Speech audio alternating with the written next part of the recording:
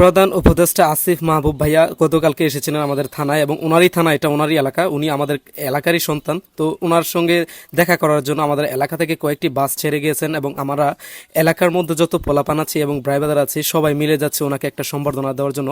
কেননা উনি বিগত অনেক দিন পরে আমাদের এলাকায় আসছেন, এবং তো ওনাকে সম্বর্ধনা দেওয়ার জন্য আমাদের এলাকায় বিরাট বড় একটা আয়োজন করছেন, এবং বিভিন্ন জায়গা থেকে অনেক মানুষ, লক্ষ লক্ষ মানুষ, হাজার হাজার মানুষ এসেছেন ওনাকে সম্বর্ধনা দেওয়ার জন্য। যেহেতু উনি আমাদের এলাকার একটি ছেলে এবং আমাদের দেশের একটি ভালো একটি স্থানে উনি আছেন, তো ওনাকে একটা সম্বর্ধনা দেওয়ার জন্য আমরা সবাই চলে আসছি।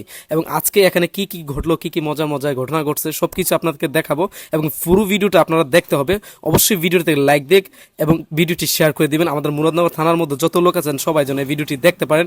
আমাদের গর্ব আসিফ মাহবুব ভাইয়া, উনি হচ্ছেন আমাদের একটি গর্ব এবং আমাদের বাংলাদেশের একটি গর্ব, যারা স্বৈরাচার সরকারের বিরুদ্ধে দাঁড়িয়ে, এবং বর্তমানে উনি একটা ভালো একটা পজিশনে আছেন। আমাদের এলাকার একটি সম্মান, আমাদের মুরাদনগর থানার জন্য ভালো একটি সম্মান। তো দেখতে দেখতে চলে আসছি মুরাদনগর, এবং এখানে এসে দেখতে পাচ্ছি হাজার হাজার লোক অনেক ভিড়াভিড়ি হচ্ছে ওনাকে দেখার জন্য, বাট উনি এখনো আসেন নাই, আসবেন।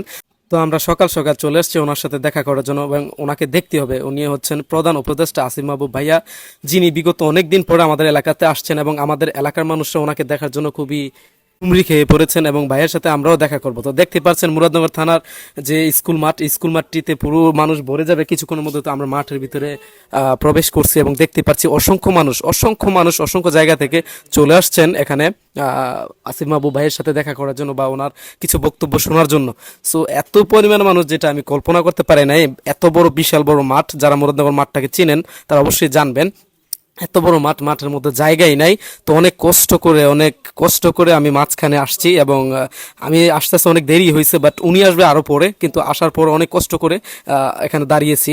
তো মোটামুটি আসিফ মাহবুব ভাইয়া চলে আসতেছেন, এবং সবাই দাঁড়িয়ে দেখতেছেন। ওনার গাড়িটা ভিতরের দিকে আসতে পারতেছেন না মানুষের জন্য, তাই সবাই দাঁড়িয়ে ওনাকে দেখতেছেন যে উনি আসতেছেন। আর আমি মাঝখানে চলে আসছি, কারণ এখানেও আসা সম্ভব না।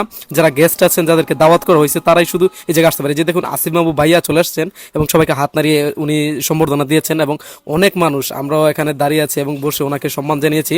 এবং কিছুক্ষণের মধ্যে কোরআন তেলাওয়াত দিয়ে সম্পূর্ণ আয়োজনটা শুরু করা হবে। কিন্তু এখানের মাঝে শুরু করার, কোরআন তেলাওয়াত শেষ করার পরে কিছুক্ষণ পরে গীতা পাঠ করা হয়। যখন গীতা পাঠ করা হয় তখন দেখুন অবস্থাটা কি হয়।